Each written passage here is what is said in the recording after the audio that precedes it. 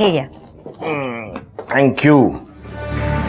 Lockdown खत्म ना होता तो कितना अच्छा होता।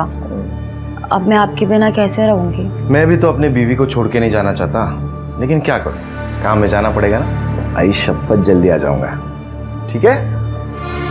शेखर। दादा। हाँ दादा। अरे वो तेरे दोस्त ने पैसा लिया था, उसका क्या हुआ? दादा वो लॉकडाउन की वजह से अभी तक लौटा नहीं पाया। मैं जल्दी से जल्दी उससे लेके दे देता हूँ। देख धंधा मंदा चल रहा है, ठीक है?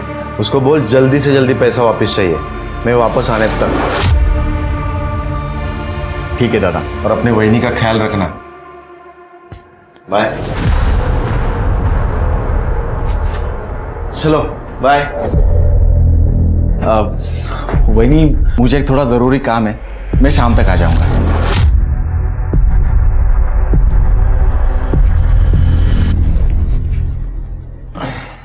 बाय।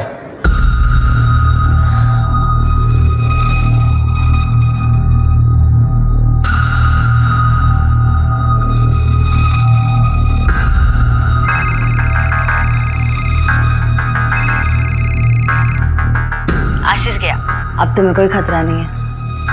मैं अभी आता हूँ।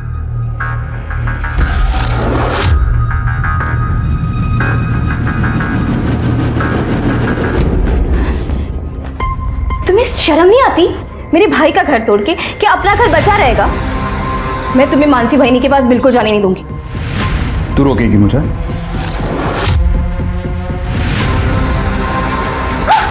तू रोकेगी मुझे? योगेश, योगेश प्लीज। नहीं नहीं।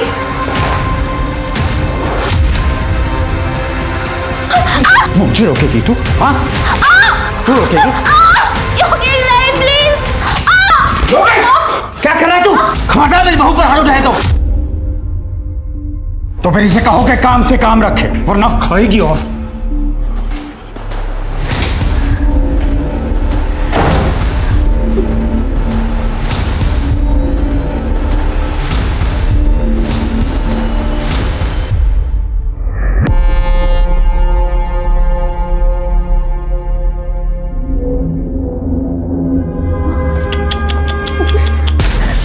अरे रे रे रे, कितना मारा है तुझे? अच्छा, मैं ना मलहम लगा देता हूँ।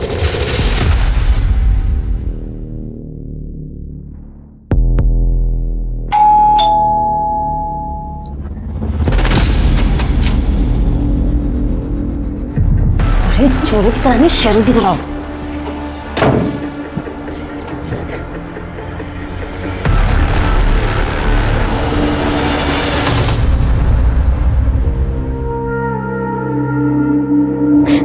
तब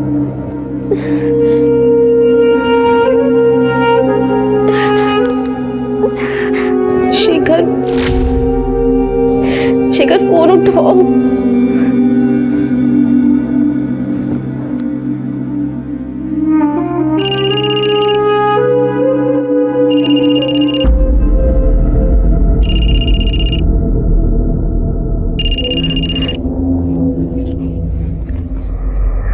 हेलो हेलो नम्रता, क्या क्या क्या हुआ? तुम रो क्यों रही हो? कुछ नहीं हुआ, मैं ठीक हूँ। मुझे कुछ ठीक नहीं लग रहा है, सच सच बताओ क्या हुआ है? सुधीर, योगेश फिर से मानसी वहिनी के पास चला गया। मेरी जिंदगी बर्बाद हो गई है। मुझे कुछ समझ में नहीं आ रहा, मैं क्या करूँ? तुम परेशान मत हो, मैं आ रहा हूँ तुमसे मिलने। नहीं नहीं सुधीर, तुम यहाँ मत आना, वरना किसी ने तुम्हें यहाँ पे देख लिया ना, मेरी परेशानियां और भी बढ़ जाएंगी। अरे मुझे कुछ नहीं सुनना। और सुनो, मैं तुम्हारे घर के पीछे आ रहा हूँ, तुम बाहर आ जाना मुझसे मिलने, ठीक है?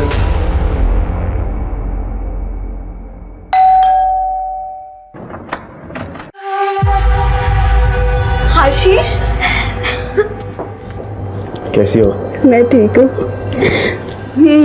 बोल कर गए थे कि जल्दी आ जाऊंगा, लेकिन इतने दिन लगा दिए। अरे क्या करूं मेरी जान, काम धंधे के लिए बाहर तो निकलना पड़ता है ना। फिर ये लॉकडाउन हो गया, अभी भी कैसे आया हूँ सिर्फ मुझे पता है। और इस लॉकडाउन में तुम्हारे बिना मेरी क्या हालत हुई है वो मैं किसे बताऊं? मुझे बताओ ना।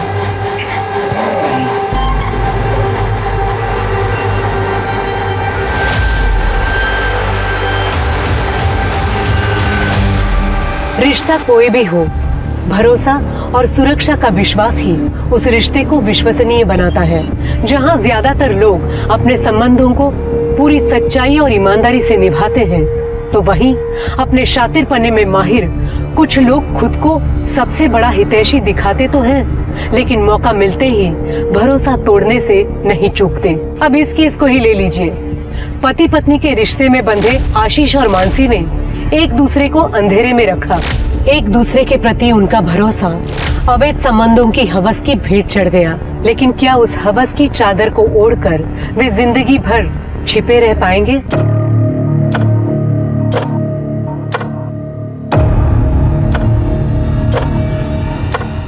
कितनी बेरहमी से मारा है तुम्हें। तुम बताओ, तुम्हारी ये आंसू मुझसे सह नहीं जाते। पर मैंने अब सहना सीख लिया है। इन्हीं आंसू के साथ जीना पड़ेगा मुझे। मैं अपने पति को अपनी भाभी के पास जाने से रोक नहीं सकती, और रोका तो उसने मुझे एक पति जो अपनी पत्नी की बिल्कुल इज्जत नहीं करता, और दूसरा मेरा ससुर जो मेरी इज्जत के पीछे पड़ा हुआ है। एक चोट देता है और दूसरा मरहम लगाने पहुंच जाता है, यहाँ वहां छूता है मुझे। तो तुम चुप क्यों हो? हाँ, अपने भाइयों से बात क्यों नहीं करती? मैंने आशीष दादा को बताया था, पर उन्हें मेरी बातों पर भरोसा ही नहीं है। उन्हें तो बस अपनी बीवी पे भरोसा है। और दूसरा शेखर जो मेरा फोन ही नहीं उठाता। सब अपने अपने लाइफ में बिजी है। किसी को परवाह ही नहीं है कि उनकी बहन की जिंदगी में क्या होता है।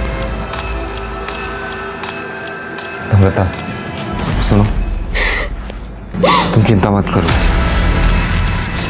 देखो, मैं तुम्हारा सबसे अच्छा दोस्त हूँ। इस सिचुएशन में मुझसे जो कुछ भी होगा मैं करूँगा।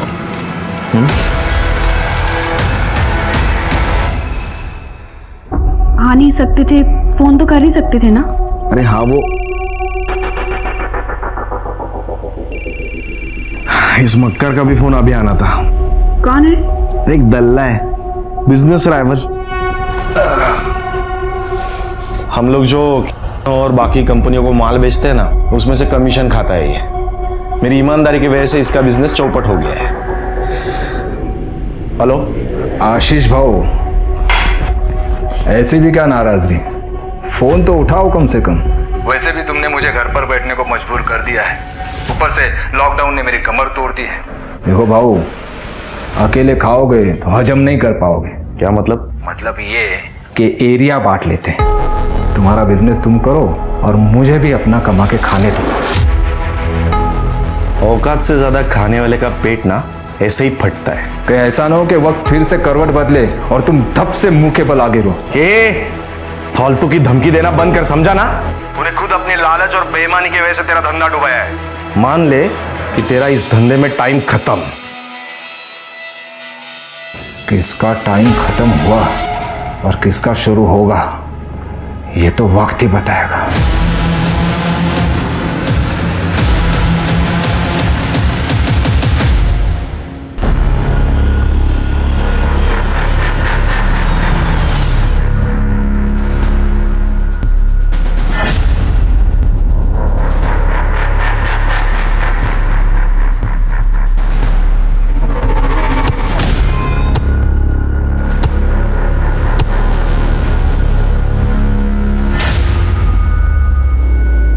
लो, तुम मिठाई खाओ। मिठाई? क्या महेश, तूने खरीदे हुए शेयर्स की हालत क्या देखा ना बाजार में? सब गिर रहे हैं, अब तू मिठाई खिला रहे। केदार भाऊ, मेरी कुंडली से शनि की 7.5 हमेशा के लिए दूर हो गई है। अब मैं अपना पुराना बिजनेस फिर से शुरू करने जा रहा हूँ। तुम मिठाई खाओ, मिठाई खाओ। ठीक है, ठीक है। और रही बात शेयर्स की, तो तुम्हारे खरीदे हुए शेयर्स तो बड़ा उछाल मार रहे हैं। केदार भाऊ, तुम्हारी जिंदगी में कोई उछाल नहीं आ रहा। महेश, मेरी जिंदगी में बहुत जल्द उछाल आने वाला है। तो जानता है, मेरा बेटा योगेश नम्रता को, मेरी बहू को आए दिन मारते रहता है। अब उसकी बेरुखी से तंग आकर वो जल्द ही मेरी बाहों में आने वाली है। ये बात, अब इस बात पर तू मिठाई खा ले। कौन आ गया?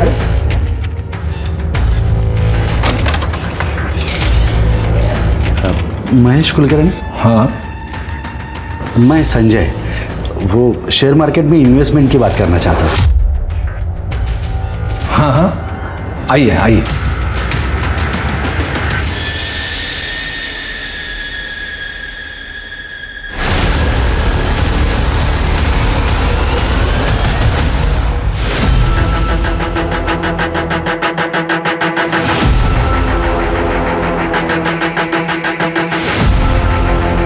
रुको रुको इधर रुको।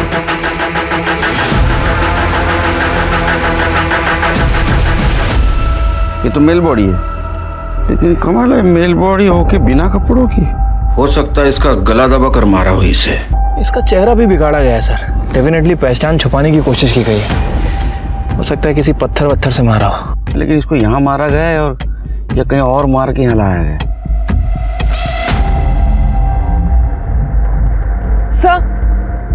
सर ये कच्ची सड़क आगे तक जाती है, शायद कोई गाड़ी आके ये लाश फेंक के यहीं से गई होगी। करोड़े कैसा पर तक बगा सर। शिरके सर, बॉडी को पोस्टमार्टम के लिए भेज दो और आसपास पूछताछ करो, किसी ने कोई एक्टिविटी देखी है क्या। और आसपास जितने भी पुलिस स्टेशन है वहाँ इंक्वायरी करो, कोई मिसिंग कंप्लेंट है क्या। ठीक है सर।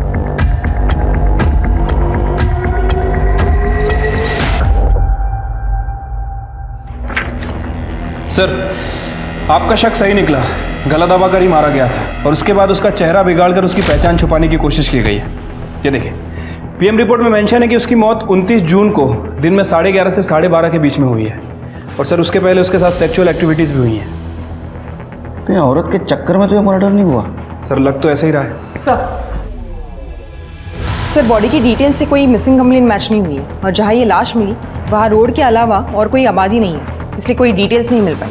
ठीक है, इस मर्डर केस की इन्वेस्टिगेशन शुरू कर दो और फोटोग्राफ आसपास के पुलिस स्टेशन में सर्कुलेट कर दो और बॉडी का डीएनए टेस्ट भी करवाओ। ठीक है सर।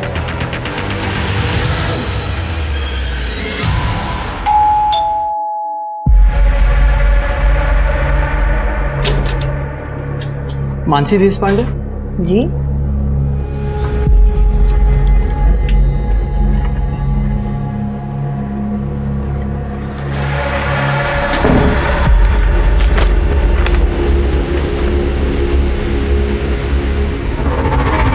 क्या? आशीष का डेथ सर्टिफिकेट? हे भगवान, ये क्या हो गया? आशीष, वही क्या है? हे भगवान।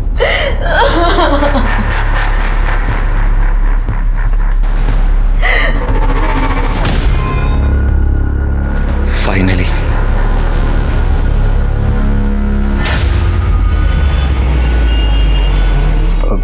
ठीक है, मैं बोल दे। सुनो, क्या हुआ?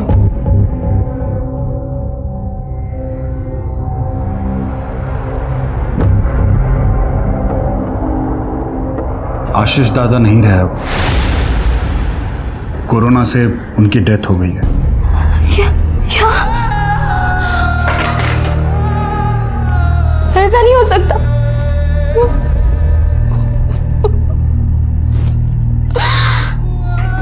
संभालो अपने आप को। अब वैसे भी हमारे रास्ते का कांटा तो निकल ही गया ना।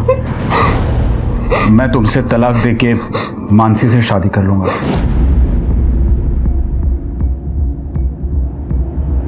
तुम्हें जरा सी भी शर्म नहीं आती ना? ऐसा क्यों कर रहे हो तुम मेरे साथ? योगेश, योगेश, रुको योगेश, प्लीज मुझे ऐसे मत ठुकराओ। छोड़ बाला। योगेश, तुम्हें हिम्मत कैसे हुई नम्रता के साथ ऐसा बिहेव करने की? चलता हो, गेट आउट।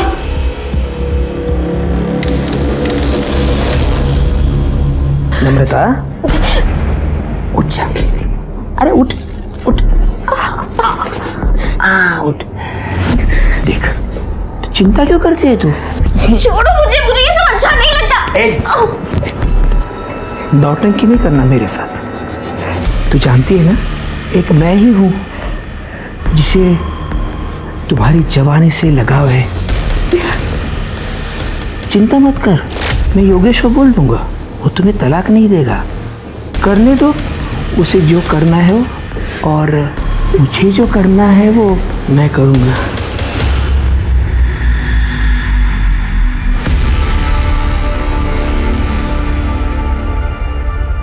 ये नंबर क्यों नहीं लग रहा है? ये आशीष का नंबर कई हफ्तों से स्विच ऑफ क्यों आ रहा है? सब कुछ ठीक हो बस।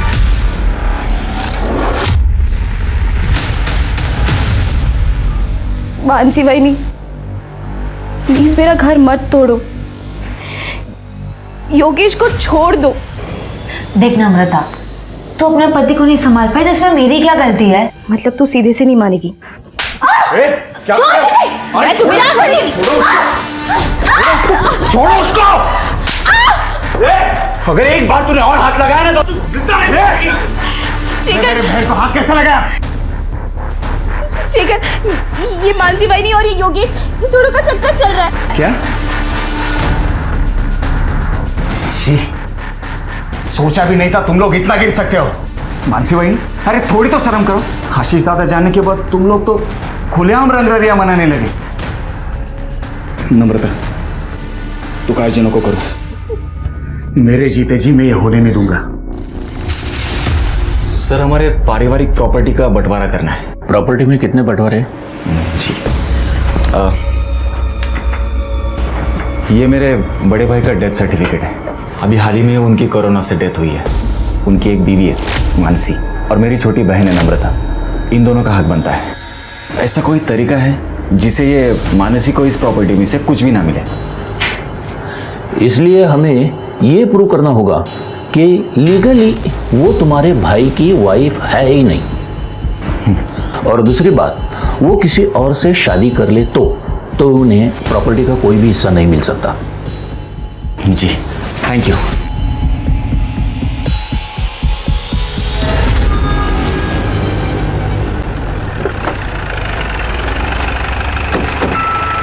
सर, आपने जो डीएनए रिपोर्ट मंगाई थी वो आ गई है। सर एक मिनट। हेलो, एडवोकेट सलागरे बोल रहा हूँ। केड़कर साहब से बात हो सकती है? हाँ एक मिनट सर, मेरे साथ ही हैं। सर आपके लिए। हेलो। हाँ नमस्कार केड़कर साहब, एडवोकेट सलागरे बोलते हैं। हाँ नमस्कार सर, बोला बोला। अभी शेखर नाम का लड़का आया था मेरे पास प्रॉपर्टी के बंटवारे का केस लेकर। उसके भाई की डेथ हुई है। सर्टिफिकेट में death of cause is corona ऐसे लिखा है। ये सर्टिफिकेट मुझे नकली लग रहा है। अच्छा, एक काम करो ना सलागरे साहब, वो सर्टिफिकेट और वो आदमी की डिटेल्स शिरके के मोबाइल पे सेंड कर दो। सर भेज देता हूँ मैं। Okay, thank you. आया? हाँ सर, आ गया।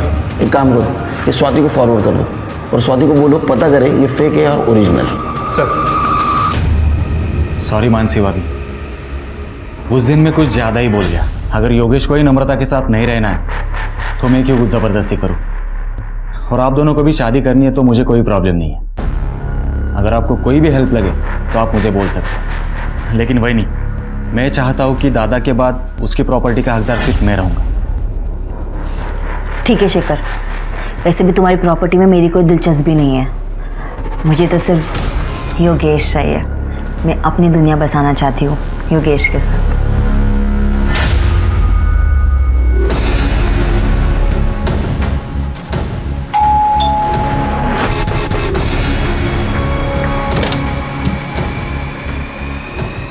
आशीष, आइए ना।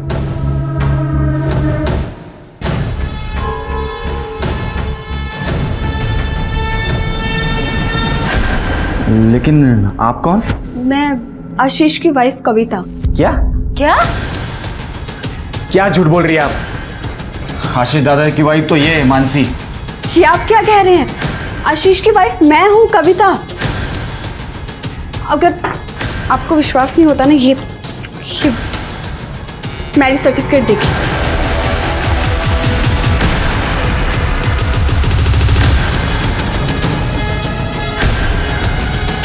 और ये सर्टिफिकेट तो आपकी शादी के भी पहले का है। आप आशीष को बुलाइए, आपको सब कुछ पता चल जाएगा। लेकिन आशीष दादा की तो कुछ ही दिनों पहले कोरोना से मौत हो गई है। क्या? आशीष,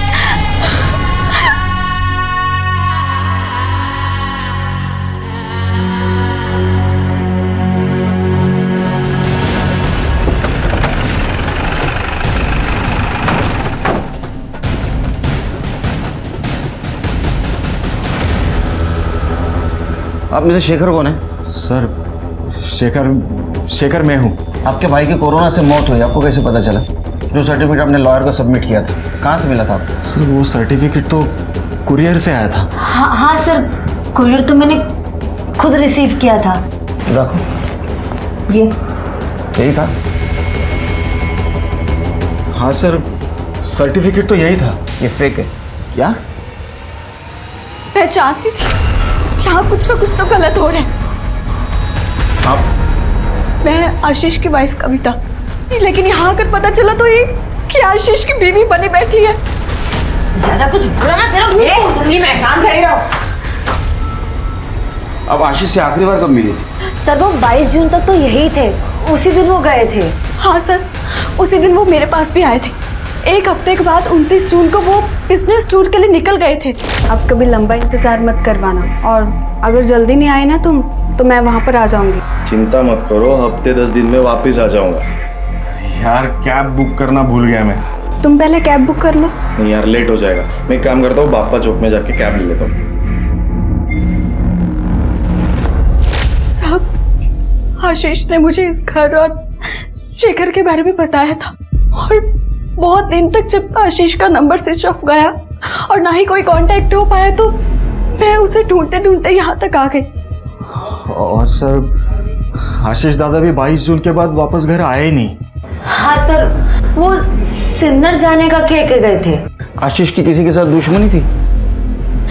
नहीं सर, उनकी किसी के साथ कोई दुश्मनी नहीं थी। दादा एकदम सीधे आदमी थे, वो सिर्फ अपने काम से काम रखते थे। सब महेश कुलकर्णी, ये आशीष का कॉम्पिटिटर हुआ करता था। आशीष ने अपनी मेहनत और ईमानदारी से उसका विश्वास जीत लिया था, और जिसकी वजह से महेश का कमीशन का धंधा भी चौपट हो गया था। और फिर एक दिन उसने आशीष को फोन पर धमकी भी दी थी कि ऐसा ना हो कि वक्त फिर से करवट बदले और तुम धप से मुंह के बल आगे रो। फालतू की धमकी देना बंद कर, समझा ना?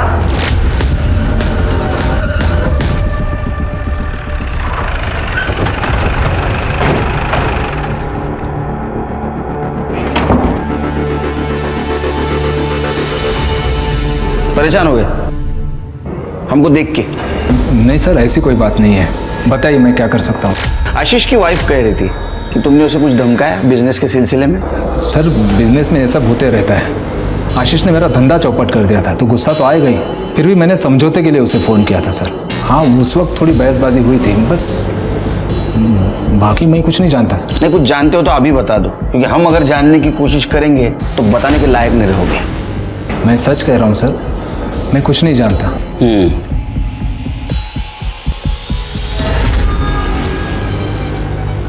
सर, मुझे तो इस शेखर का ही हाथ लग रहा है, क्योंकि प्रॉपर्टी के बंटवारे को लेके वो डायरेक्ट लॉयर के पास चला गया।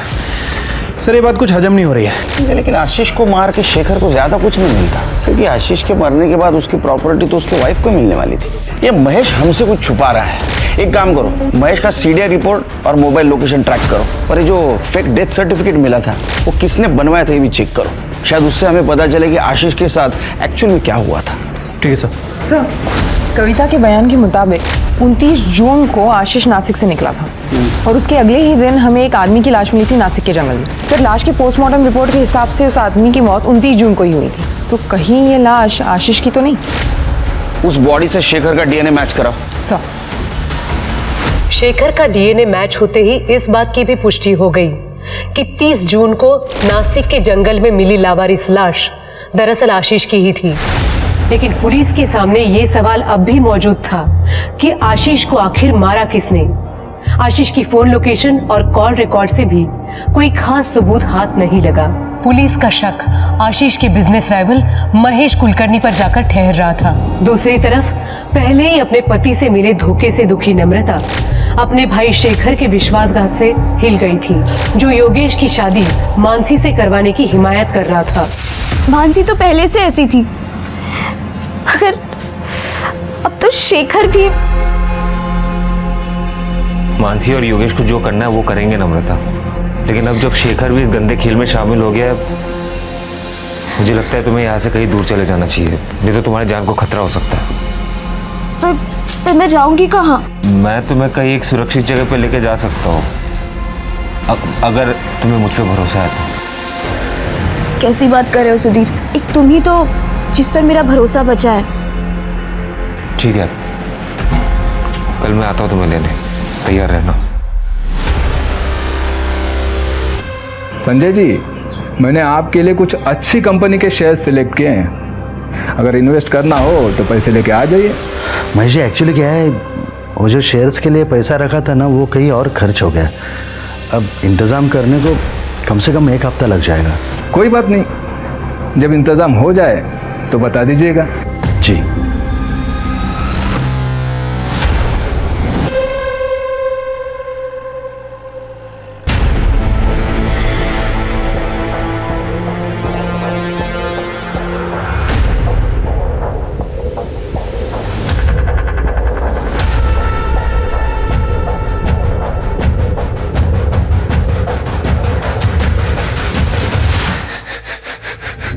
नम्रता, नम्रता, नम्रता, क्या है? कहाँ घुस रहा है तू? कहाँ घुस रहा है तू? नम्रता का है? मुझे क्या पता, कल रात से घर पर नहीं है वो। तुम्हें पता होगा ना, तू तो आशिक है उसका। बता कहाँ छुपा के रखा है उसे? मुझे नहीं पता नम्रता कहाँ पे है। भैया किसी और के साथ भाग के। सच सच बता नम्रता कहाँ है? तुम लोग उसे बहुत परेशान करते हो, मुझे पता है। कहाँ है? कहाँ छुपा के रखा है? कहाँ छुपा के रखा है? हिम्मत कैसे हुई तेरे मेरे बाबा को हाथ लगाने की? हाँ, हिम्मत कैसे हुई? छुपा के रखा है, मैं उसे ढूंढ के निकालूंगा, मैं बोल रहा हूँ। अरे जा जा। नम्रता जहाँ भी होगा ना, मैं पता लगा के रहूंगा। चल निकल। नम्रता कहाँ है? चल, पता लगाता है साला। कातिल बहुत चालाक है शेर के, और इसलिए उसने कोरोना का सहारा लिया। लेकिन सबसे बड़ा सवाल यह है कि आशीष को कहाँ मारा गया, क्योंकि कविता के बयान और आशीष के कॉल डिटेल्स के मुताबिक वो घर से 11 बजे निकला था और उसकी मौत 11:30 से 12:30 के बीच में। तो इसका मतलब उसको रास्ते में ही मारा गया। सर कविता ने हमें बताया था कि आशीष ने घर से कैब बुकिंग की थी। वो पैदल बापा चौक तक गया, जो वहाँ से 200 मीटर की दूरी पर। सर हो सकता है इसी बीच आशीष को किडनैप करके मार दिया गया हो, या फिर कातिल उसी कैब में हो। सर लेकिन अगर कातिल ने आशीष को सिन्नर में मारा तो उसकी लाश को नासिक के जंगलों में क्यों फेंक दी? जाहिर सी बात है स्वाति, कातिल नहीं चाहता था कि वो लाश आसानी से किसी को मिले, इसलिए उसने जंगल में उस बॉडी को डंप किया। अरे कहाँ जा रहे हैं? चल बात कर। अरे करणे येऊ दे त्यांना, लोकांच्या तक्रारी ऐकण्यासाठी जडना पडीकडे। सर ये नम्रता गायब हो गई है सर। क्या? सर उसके पति योगेश और आशीष की बीवी मानसी, इन दोनों के बीच में अफेयर चल रहा है सर। सर मुझे पक्का यकीन है इन दोनों ने गायब किया सर। आप उन दोनों को छोड़ना नहीं सर, प्लीज। गायब कौन कर सकता है लेकिन नम्रता को? सर शेखर उसका भाई सर वो भी ये कर सकता है सर। ये योगेश और मानसी की शादी को रोकने के बजाय वो उसे सपोर्ट कर रहा है प्रॉपर्टी के चक्कर में सर। और नम्रता ने उसे वार्निंग दिया कि अगर उसने ऐसे किया तो प्रॉपर्टी में अपना हिस्सा वो नहीं छोड़ेगी। इन सबसे पूछताछ करनी होगी। अरे सर हमें नहीं पता वो कहाँ चली गई है। हाँ सर, एकदम कैरेक्टरलेस औरत थी, कितनों के साथ उसके चक्कर थे सर, और उसमें से ये एक सुधीर भी है, पूछिए उसको। और सर एक बार तो उस कमीनी के लिए इसने मुझे मारा भी था, पूछो। को जानवर को तार मारा तूने? हाँ? सब मार क्या होती है ना, मैं तुझे बताता हूँ। तुझे क्यों इतनी तकलीफ हो रही है? हाँ? तेरा अफेयर चल रहा है क्या उस कमीनी के साथ? तेरे जैसा नहीं समझा, और ना ही वो मानसी की तरह है कि पति होने के बावजूद यहाँ मुंह मारे। तो तुम लोग कर रहे हो। अगर नम्रता को कुछ भी हुआ ना तो मैं तुम लोगों को छोड़ूंगा नहीं। एक तरफा ही सही, लेकिन मैं उससे बहुत प्यार करता हूँ। छोड़ मुझे, छोड़ूंगा नहीं। अरे सर ये झूठ बोल रहे हैं, उसका कोई चक्कर किसी के साथ नहीं चल रहा था। हाँ मैं मानता हूँ कि मेरा एक तरफा प्यार था उसके लिए, हम दोनों बहुत अच्छे दोस्त थे सर, इसलिए उसने मुझे सब कुछ बताया कि कैसे वो उसे मारता था और इसका ये बाप उसे मलहम लगाने चक्कर में उसको मोलेस्ट करता था सर उसे लगा कि वो इस घर में सुरक्षित नहीं है, उसको मेरी मदद की जरूरत थी। उससे पहले कि मैं उसे कोई सेफ जगह पे लेके जाऊं, इन लोगों ने उसे गायब कर दिया सर। अरे झूठ बोल रहा है सर, खोटा बोलते हैं। ये खुद उसको भगाने के चक्कर में था और अब हम पर आरोप कर रहा है अभी। हाँ सर मैं झूठ नहीं बोल रहा हूँ सर, मेरी बात मानिए सर। आप मुझ पर कैसे इल्जाम लगा सकते हैं सर? आशीष को ढूंढने के लिए आई हूं मैं यहाँ। और तू, तेरा भाई मरा नहीं और तू वकील के पास चला गया, अजीब नहीं लगता तुझे? सबसे ज्यादा शक ना तुम दोनों के ऊपर है। एक सीधा सीधा उगल दे वरना डंडा मार के उगलवाऊंगा। सर मैंने कुछ नहीं किया, मुझे सच में कुछ पता नहीं। सर हमें जितना पता था आपको बता तो दिया। वो सर्टिफिकेट भी कोरियर से आया था।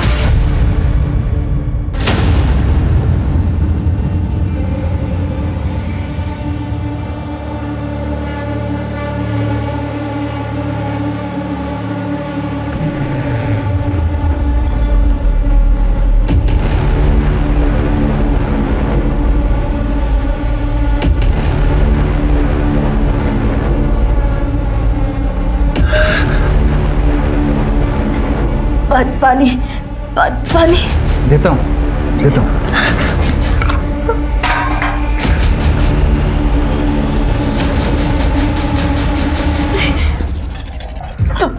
तुम मेरे साथ ये सब क्यों कर रहे? प्लीज प्लीज जाने दो मुझे। जाएगी ना? प्लीज। जाएगी, बाहर जाएगी तू। पहले तेरी जान जाएगी। तेरे भाई ने मुझे डुबाने के लिए जितने पत्थर मेरे गले में बांधे थे ना, उन सबका गिन गिन के बदला लेना है मुझे। नहीं नहीं प्लीज नहीं। ए, चुप।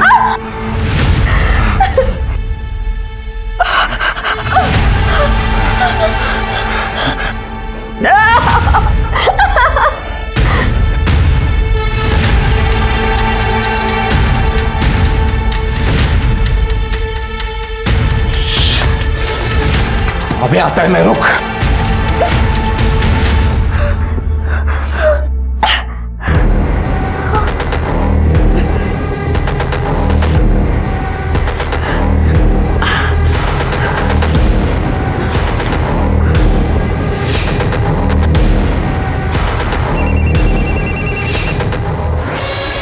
Hello hello hello Sudhir. Namrata, तुम कहाँ पे हो? तुम ठीक तो हो ना? नहीं सुधीर, मुझे इन लोगों ने ना महेश कुलकर्णी के घर पे बांध कर रखा है। ये घोल चौक है ना? हाँ हाँ बस वही। सुनो, तुम फिक्र मत करो, ठीक है? मैं तुरंत आता हूँ वहाँ पे, तुम फिक्र मत करो। हाँ सर, अभी तक इस नम्रता की सीडीआर से कुछ खास पता नहीं चला। 31 जुलाई से इसका फोन स्विच ऑफ है और अभी तक स्विच ऑफ ही है। सर, हो सकता है कि नम्रता अपने हस्बैंड के साथ घर से भागी हो या फिर कोई उसे जबरदस्ती करके ले गया हो सकता है कि मानसी और योगेश भी इसमें इन्वॉल्व हो। अरे शेखर? हाँ सर, इस शेखर को भी इग्नोर नहीं कर सकते हैं क्योंकि वो प्रॉपर्टी के लिए कुछ भी कर सकता है। और हमें सुधीर ने बताया था कि नम्रता अपना हिस्सा शेखर से मांग रही थी। सर वो नम्रता का पता चल गया सर। उसने मुझे 1 घंटे पहले फ़ोन किया था। उन लोगों ने उसे गोल चौक में किसी महेश कुलकर्णी के घर पे बंद करके रखा है सर। मैं वहाँ पे गया था लेकिन वहाँ पे कोई था नहीं। इस केस में महेश कुलकर्णी का नाम बार बार आ रहा है। कहीं आशीष और उसके बहन से बदला लेने का मामला तो नहीं? एक काम करो, सुधीर को जिस नंबर से कॉल आया था उसके डिटेल्स निकालो। इस महेश कुलकर्णी को जल्द से जल्द पकड़ना होगा। चलो।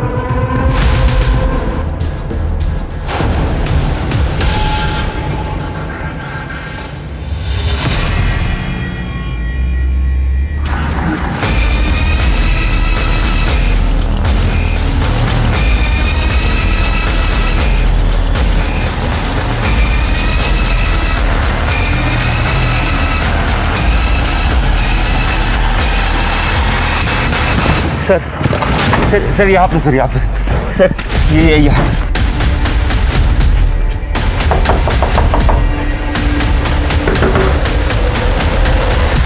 मैं जब आया था तब बंद था सर।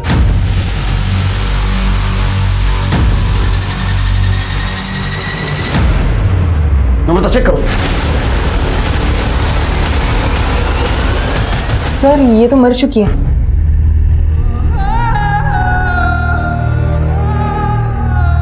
और सर ये देखिए, गले पे रस्सी के निशान, शायद रस्सी से गला घोट के मारा गया इसे।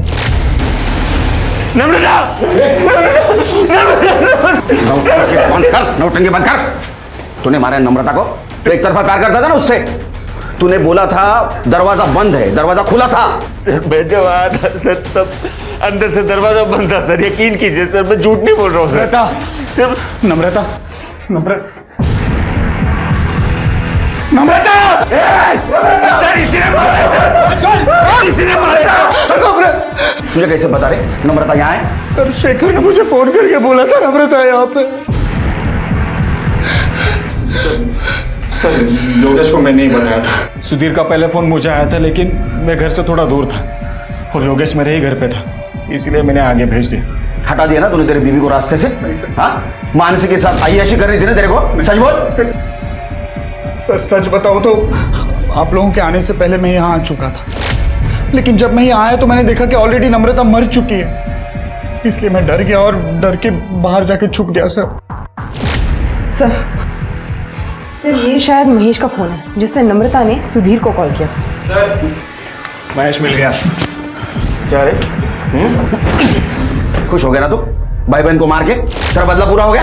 सर आशीष और नम्रता को मैंने नहीं मारा है। हाँ मैं नम्रता को यहाँ ले आया था, पर केदार के कहने पर। देख मेरी बहू नम्रता घर से भागने की तैयारी में है। वैसे मेरे बेटे योगेश ने तो उसे जिंदगी से निकाल ही दिया है, अब उसको किसी सुरक्षित जगह की तलाश है। इस स्थिति में उसके भाई का दुश्मन मतलब तू, तेरे उस वाले घर से सुरक्षित और कौन सी जगह हो सकती है? उसके बाद में केदार के घर पहुंचा। केदार ने नम्रता को पहले ही बेहोश करके रखा था। फिर मैंने नम्रता को गाड़ी में डाला और यहाँ ले आया। सर उसके बाद मैंने और केदार ने बारी बारी नम्रता के साथ शारीरिक संबंध बनाए। इन सबको कस्टडी में ले लो। चलो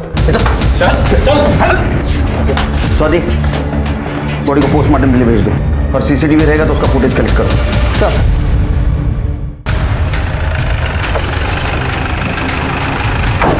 अरे साहब वो महेश झूठ बोल रहा है, एक नंबर का ठगी इंसान है वो, हमेशा औरतों के पीछे पड़ा रहता है, हमारे घर में आता जाता रहता था। और आपको बताया था मैंने, नम्रता हमारी बहू, उसका चाल चलन ठीक नहीं था। इतनी सफाई देने की जरूरत नहीं, सबका कैरेक्टर सर्टिफिकेट है मेरे पास। कोई सबूत है आपके पास? आएगा, जिस दिन मेरे हाथ सबूत आएगा मेरा हाथ चलेगा, फिर तेरे हाथ कुछ नहीं रहेगा। ये केदार का सीमेंट सैंपल कलेक्ट करो और क्राइम सीन पे जो कॉन्डोम मिले उससे मैच करवाओ। सर नम्रता की पीएम रिपोर्ट। सर नम्रता की मौत गला घोटने की वजह से हुई है। इसके गले पे रस्सी और कुछ ट्रेसेस भी मिले हुए हैं। इसके अलावा बॉडी पे कहीं कोई स्ट्रगल के निशान नहीं है और मौत 11 से 12 के बीच में हुई है। CCTV footage? नहीं सर, वहाँ कोई सीसीटीवी कैमरा नहीं है। बात समझ में नहीं आ रही शिरके। ये नम्रता ने सुधीर को कॉल किया, सुधीर ने शेखर को कॉल किया, शेखर वहां तुरंत नहीं पहुंच पाया इसलिए उसने योगेश को कॉल किया। सब लोग वहां थे, तो कातिल कौन है? सर ये महेश के मुताबिक केदार को पता था कि नम्रता कहाँ है, लेकिन इस वक्त ये दोनों मर्डर से भी इनकार कर रहे हैं। नहीं शिरके, मुझे किसी पे भरोसा नहीं, क्योंकि आशीष और नम्रता दोनों का मर्डर सेम तरीके से हुआ है, तो हो सकता है इनका कातिल भी एक हो। सर हमें शेखर ने बताया था जब उसने योगेश को कॉल किया था तब वो आशीष के घर पे ही था। हो सकता है मानसी या कविता ने उनकी बात सुन ली हो। और वैसे कविता पर शक करने के लिए बहुत सारे रीजंस हैं। आशीष के मरने के बाद वो उसकी लीगल वाइफ है, तो शेखर जैसे ही प्रॉपर्टी पर उसका इक्वल दावा बनता है। सर मैंने नम्रता को नहीं मारा है। और सर मैं भी इस बारे में कुछ नहीं जानती हूँ। उस दिन नेटवर्क इशू होने की वजह से योगेश बाहर गया था सुधीर से बात करने के लिए, और जब योगेश अंदर आया तो उसने मानसी को बताया और मानसी ने मुझे बताया कि किसी ने नम्रता का किडनैप कर लिया है। हाँ सर ये सही कह रही है।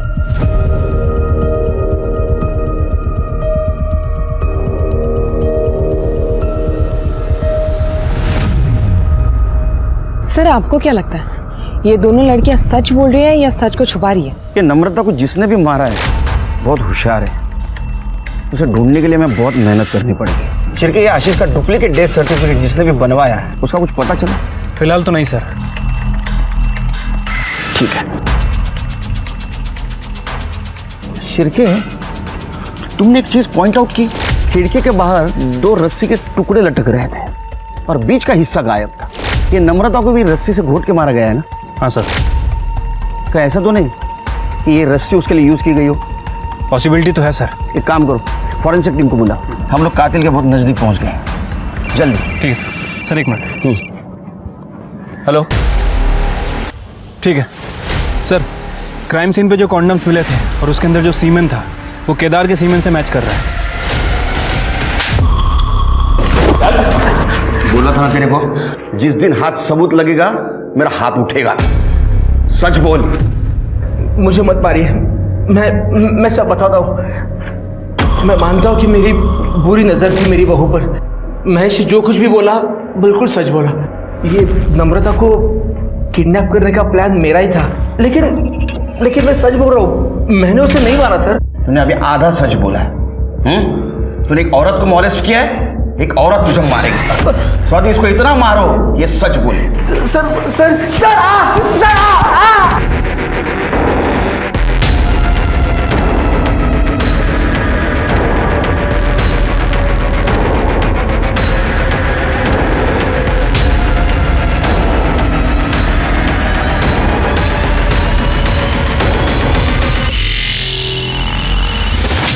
हेलो।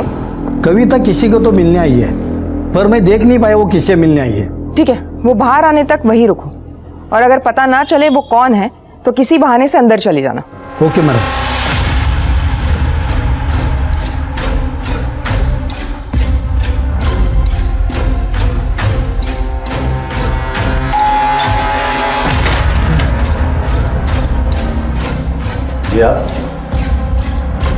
इलेक्ट्रिसिटी डिपार्टमेंटमधून आलोय, तुमच्या मीटरचं रीडिंग घ्यायचं आहे।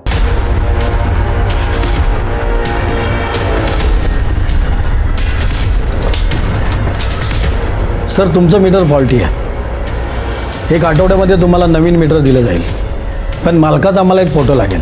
मेरे पास में फ़ोटो नहीं है सर, ती आमच्याकडे सुविधा आहे, तुम्ही जरा मास्क खाली करा।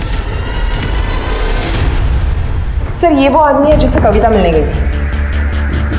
इसकी कुंडली निकालो सब। अब मेरे रास्ते में सिर्फ एक ही रोड़ा बचा है, और वो भी अपनी जगह पे पहुंच गया तो फिर सब कुछ अपना, ना कोई रोक टोक, सिर्फ मौज ही मौज। ठीक है सर, कविता जिस आदमी से मिलने गई थी उसकी डिटेल्स निकालिए। वो कविता का ही मामा है, संजय, इसी शहर में रहता है। सर, आशीष का जिसने फेक डेथ सर्टिफिकेट बनाया था उसका पता चल गया है, ये उसका फोटो है। करडे ने जो फोटो भेजी तो दिखा। सब। ये दोनों फोटो तो एक ही आदमी के हैं।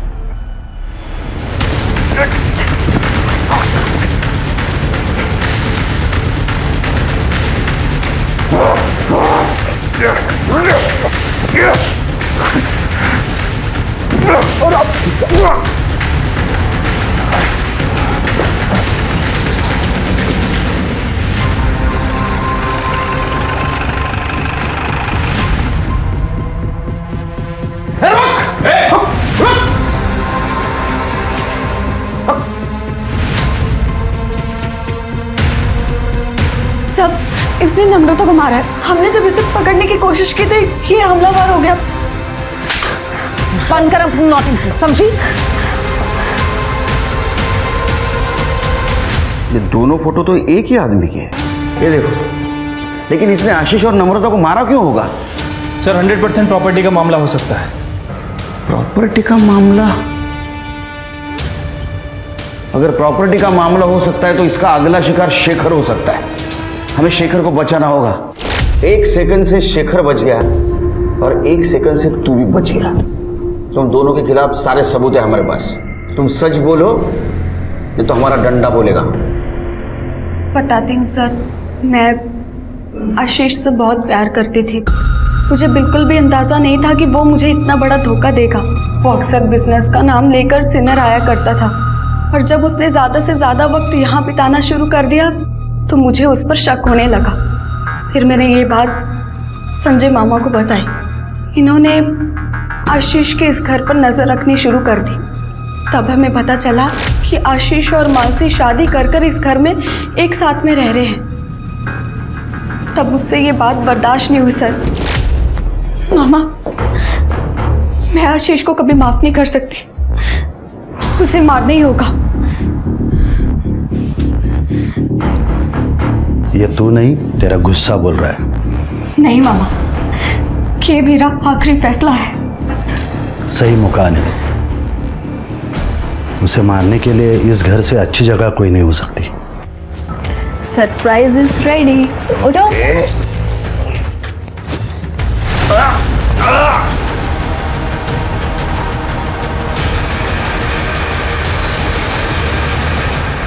आशीष की लाश नासिक के जंगल में मैंने फेंक दी, क्योंकि अगर पुलिस इन्वेस्टिगेशन शुरू हो गया तो कविता पे कोई शक न करे। और उसका चेहरा कुचल दिया। कोरोना की कहानी इसलिए बनाई क्योंकि लाश न मिलने की बात छिपी रही। साहब, अभी कोरोना से इतने लोग मर रहे तो हमें लगा कि ये आशीष की मौत भी छिप जाएगी और कविता आशीष की प्रॉपर्टी पे ऐश करेगी। लेकिन साहब, जब हम यहाँ आए तो हमें पता चला कि ये आशीष की तो बहुत सारी प्रॉपर्टी है। फिर हमने सोचा साहब, ये प्रॉपर्टी के जितने भी दावेदार हैं उनको सबको एक एक करके रास्ते से हटा देंगे। ये नम्रता के बारे में कैसे पता चला? वो मैं इनके घर पे नज़र रख रहा था ना साहब, तो वो शेखर ने योगेश को फ़ोन करके नम्रता के किडनैप होने की बात बोली, तो वो बात मैंने सुन ली क्योंकि मैं वहीं पे छुप के खड़ा था। गोल चौके के पास। और क्या नाम बताया? महेश कुलकर्णी। पक्का नम्रता वहां मिलेगी?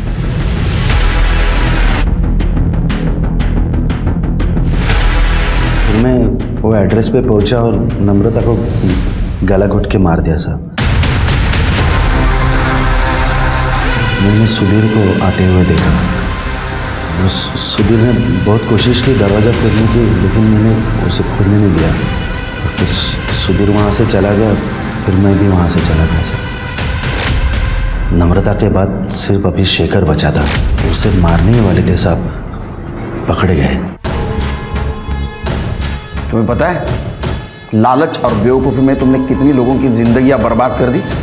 आप दोनों को तो मौत से भी बदतर शिक्षा होनी चाहिए।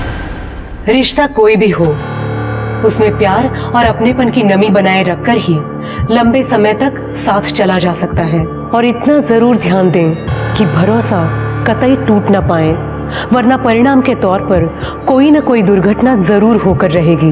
अब मैं सोनाली कुलकर्णी आपसे विदा लेती हूँ। फिर मिलेंगे एक नए केस के साथ क्राइम पेट्रोल सतर्क जस्टिस रीलोडेड में। तब तक अपना और अपने परिवार का ख्याल रखिए। आप जानते हैं हम सब एक मुश्किल दौर से गुजर रहे हैं। कृपया मास्क पहने, सैनिटाइजर का इस्तेमाल करें और उचित दूरी बनाए रखें।